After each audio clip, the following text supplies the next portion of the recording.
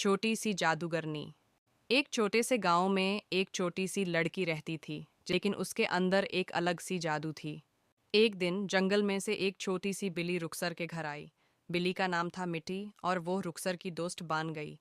रुखसर मिट्टी को अपने घर में रखती थी और मिट्टी रुखसर के साथ जंगल में खेलती थी।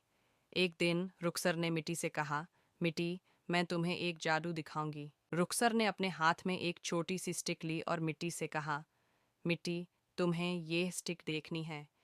मिट्टी ने स्टिक को देखा और कहा, ये स्टिक क्या है रुखसार? रुखसार ने कहा, ये स्टिक मेरी जादू की स्टिक है। मैं इस स्टिक से जादू कर सकती हूँ। मिट्टी ने रुखसार को देखा और कहा, ठीक है रुखसार, मैं तुम्हारी जादू देखने के लिए तैयार हूँ। रुखसार ने स्टिक को उठाया और मिट्टी से कहा, मिट्टी, तुम्हें यह देखना है कि मैं क्या कर सकती हूँ। रुखसार ने स्टिक को जंगल के एक पेड़ के ऊपर रखा और कहा, मिट्टी, ये पेड़ अभी से खिला खिला हो जाएगा।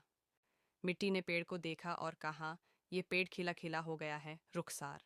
रुखसार ने मिट्टी से कहा, मिट्टी, ये मेरी जादू है, मैं इस स्टिक से जादू कर सकती हूँ। मिट्टी ने रुखसार को देखा और कहा, रुखसार, तुम बहुत बड़ी जादूगरनी हो।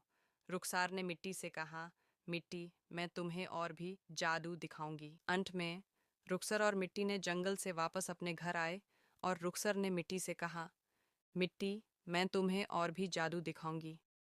मिट्टी ने रुखसर को देखा और कहा, रुखसर, मैं तुम्हारी जादू देखने के लिए तैयार हूँ।